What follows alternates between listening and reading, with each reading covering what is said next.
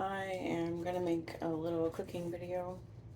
This is how to make the juiciest oven baked chicken breast ever, aka brining.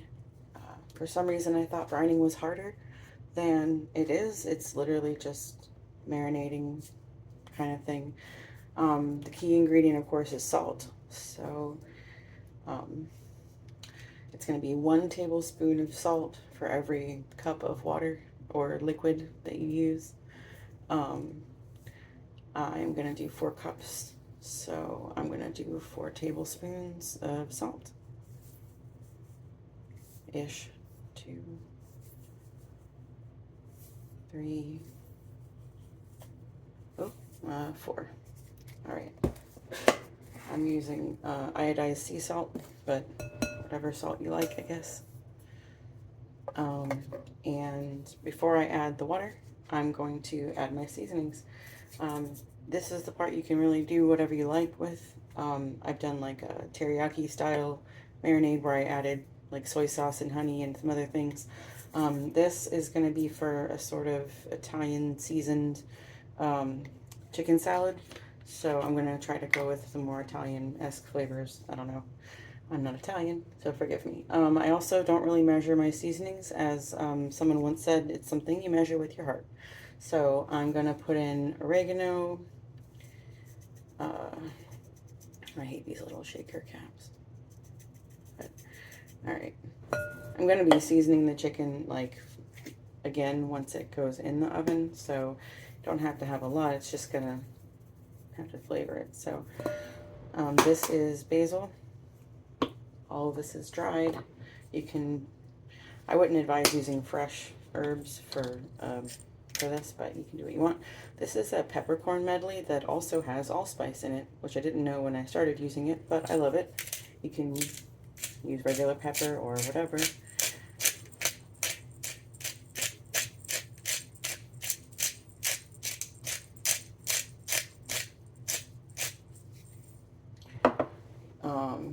I actually don't know why I pulled my salt grinder out because I don't need that.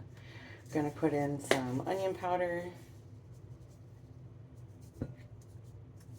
and some garlic powder.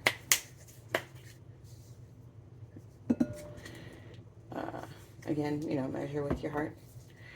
And then I'm just going to stir my seasonings up. Not that I need to. I just enjoy doing that. All right. And now, I said I'm using 4 cups of water, and I will measure it, but you don't necessarily have to, as long as you have, maybe more. I don't know. It just has to cover the chicken completely.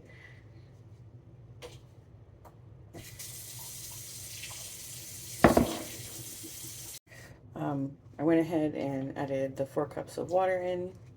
Make sure you're choosing a bowl to mix your stuff in that is going to be able to hold the amount of liquid you want.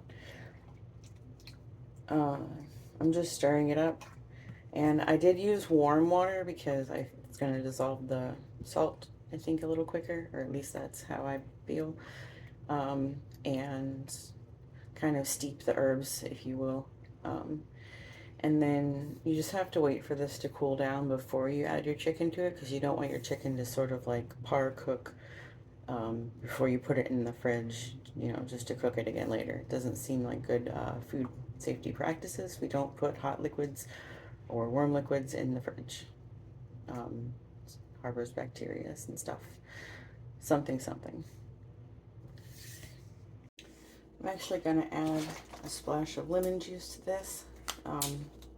I feel like it'll be good to have. And yep, I'm using bottled lemon juice. You can do whatever you want.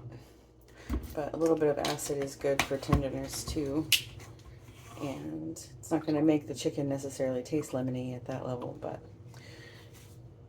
all right. And then you can brine your chicken in whatever container you want to, as long as it's food safe, obviously. You just have to make sure that brine evenly covers all the chicken. So for this, I like to use a Ziploc bag. I got tired of using them one at a time, so I do buy reusable Ziploc bags, and I exclusively only use them for brining chicken, and I just out of paranoia. I end up throwing them away after maybe 3 or 4 uses, but I wash them, sanitize them thoroughly immediately after each use. You can also use like a Tupperware container, but again, you have to have enough brine to cover the whole chicken. If you find that you cover your chicken and it's not covered fully, just add more water.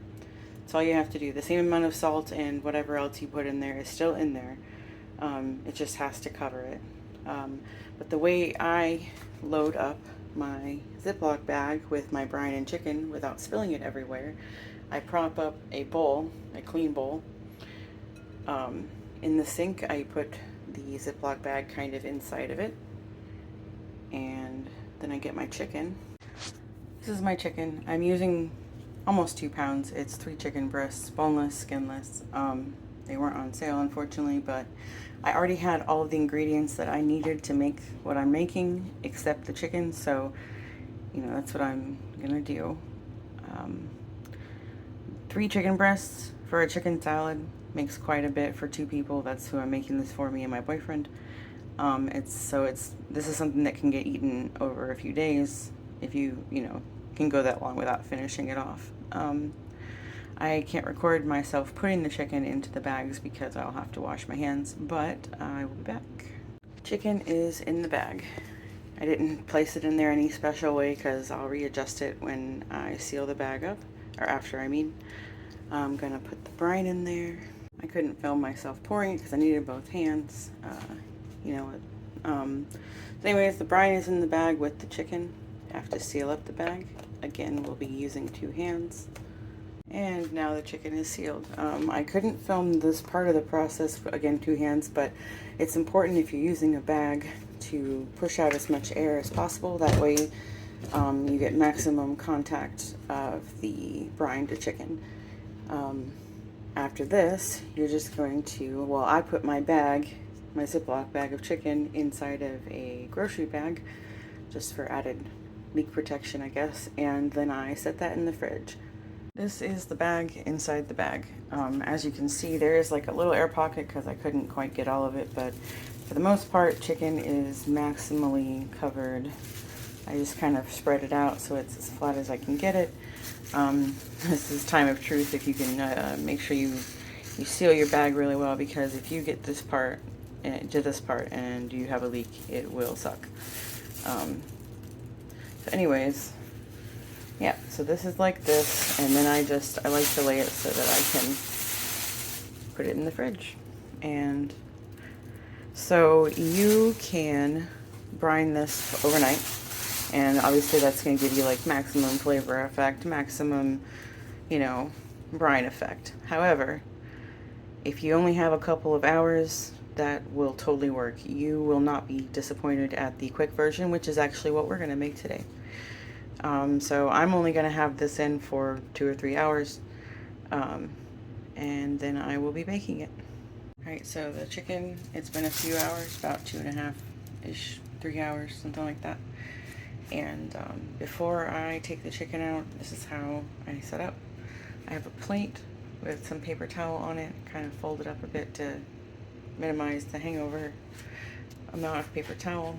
A few extra pieces of paper towel already pulled off because you're going to need it, but you're going to be touching the chicken, so you don't want to have to keep like ripping off a fresh paper towel and spreading contamination. So prepare yourself with, I usually just use 2, but I'll probably rip off a 3rd one just to have. And the bowl that I used earlier when I was putting the chicken in the bag, I'm going to put it in there again to be able to remove the chicken without like having to immediately dump the broth or spill it everywhere, because I like to clean that up like as its own process.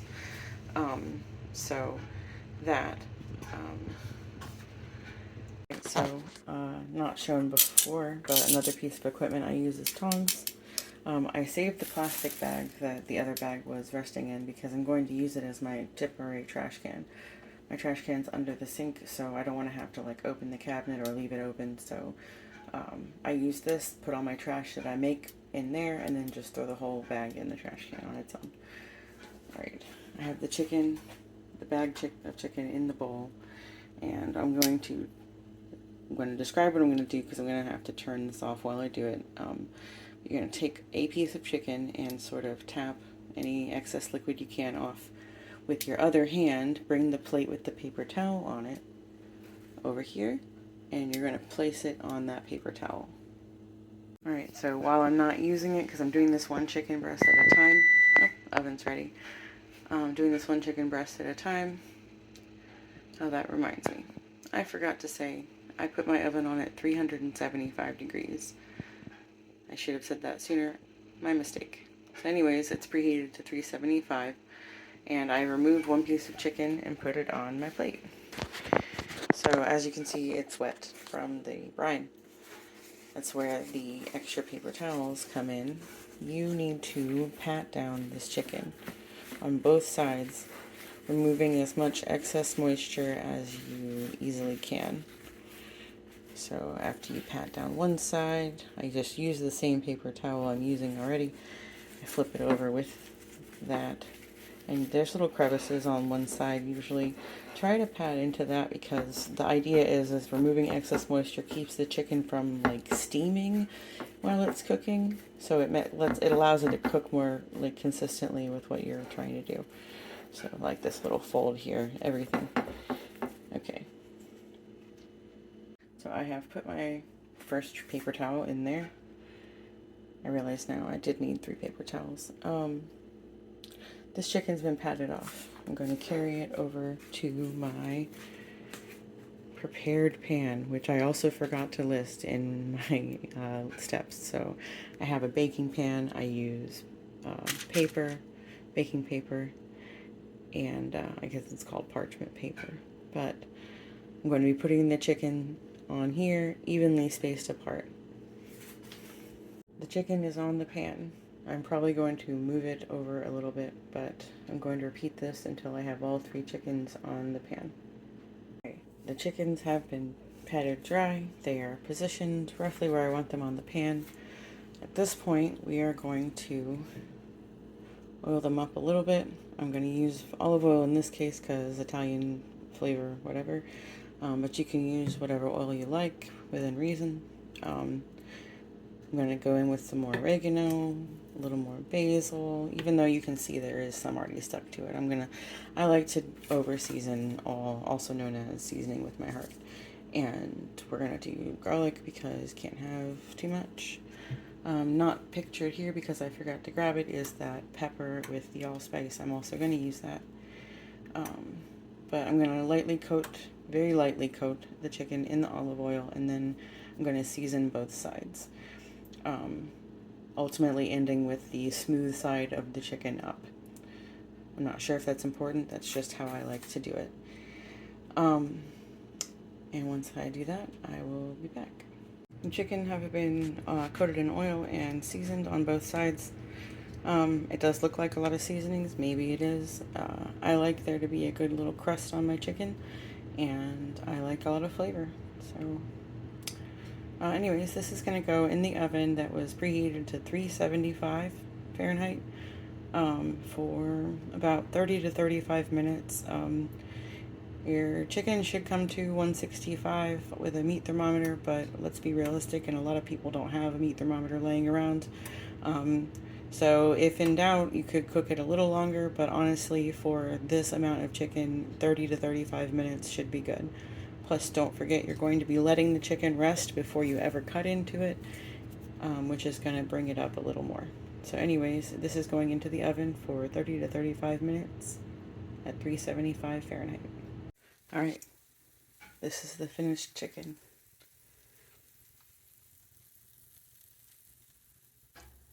Maybe you can hear it. But yeah, so this is done, but we're not going to cut into it or do anything to it for like 15-20 minutes. You need to let it rest. Resting is part of the cooking process. It'll help keep in all the juices. Trust me, it's worth it. This is the end of the video on how to prepare and cook the oven baked brined chicken. I am going to prepare a chicken salad with this, and I'm probably going to record a video for that too. But for now, that's that.